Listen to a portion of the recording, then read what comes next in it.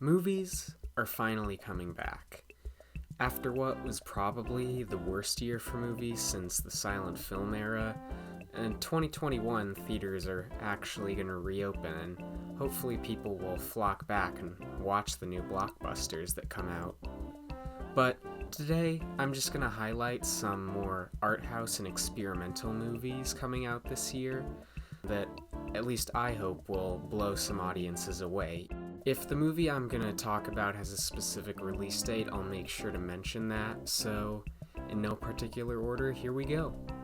First up, I'm going to be talking about Joel and Ethan Cohen, the brothers behind Fargo and The Big Lebowski, who have not one but two films coming out this year, The Tragedy of Macbeth and The Zebra-Striped Hearse.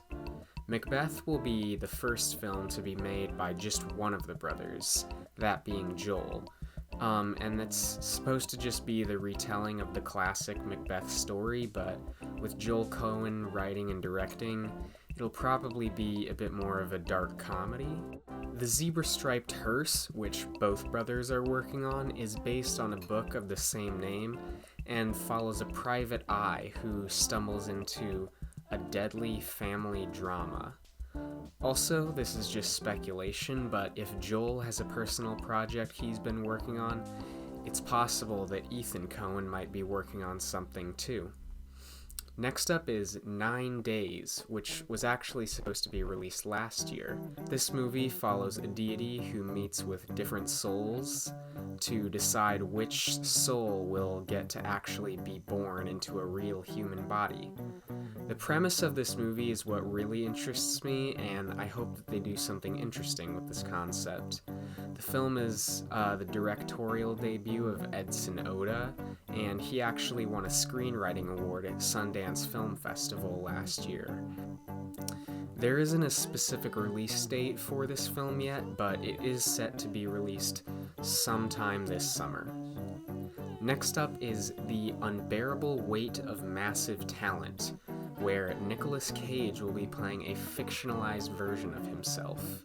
The premise of this movie is that a super fan of this fictional Nick Cage offers him $1 million to come to his birthday party.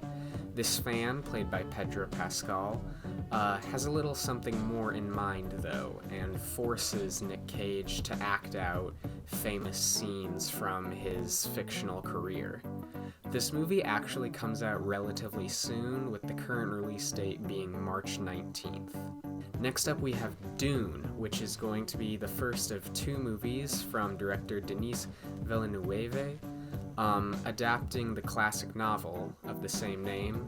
The plot of Dune centers around a fictional drug called the Spice that grants whoever takes it various superhuman abilities such as extended life, and the battle over who will control the one place in the universe that the spice can be mined.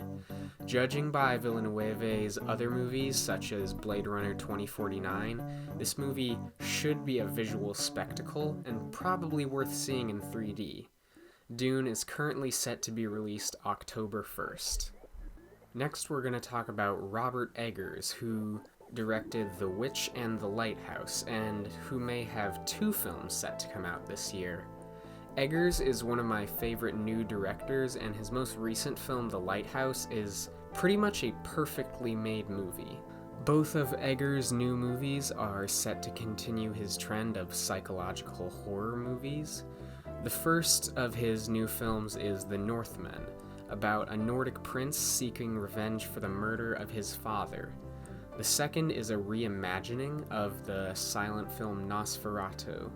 Nosferatu is a film that Eggers has been considering remaking for a long time, but never fully committed to, so it is possible that it won't actually come out this year. My big hope is that Eggers will finally be able to break into mainstream success, so that more people will be able to enjoy his very unique style. The next film I'm going to talk about is Come On, Come On, which probably won't be any sort of grand cinematic experience, but it's one I'm really looking forward to nonetheless. The plot is fairly simple, following a documentary filmmaker who forms a relationship with his nephew, whose father struggles with bipolar disorder. The writer and director, Mike Mills, was nominated for Best Original Screenplay at the Oscars in 2016. With Joaquin Phoenix playing the main character in this film, it should be one to look forward to. Next up is White Noise, Noah Baumbach's first film since Marriage Story, and he's once again partnering with Netflix for distribution, and once again Adam Driver is playing the male lead. The film also stars Greta Gerwig and is about a family navigating modern consumerism, when suddenly their entire world is thrown out of whack when a toxic cloud is released upon the city that they live in. This trio of Gerwig, Baumbach, and Driver has actually worked before for a movie called Frances Ha. I'm not fully sure what to expect from this movie, but since it's supposed to be a satire, I think that the strange plot will actually work pretty well. Next is a new film from Paul Schrader, who is the writer of Taxi Driver and Raging Bull and the director of First Reformed. The plot is being kept mostly under wraps. The only details available so far are that it's about a gambler with a dark past who teams up with an angry young man to get revenge on an ex-military colonel. Oscar Isaac plays the lead character in this film, and I'm going to make a bold prediction right now that Oscar Isaac will get his first Oscar nomination for this movie. Now, obviously, I haven't seen any of these movies. Some of them might suck, and there will be tons of great movies that come out this year that I didn't include. But hopefully I introduced you to some upcoming movies that you're now excited for, and I maybe even convinced you to check one of these out in theaters once it gets released. I'll probably be reviewing some of these movies when they come out, so you can check out my articles and more at wsspaper.com. Thanks for watching.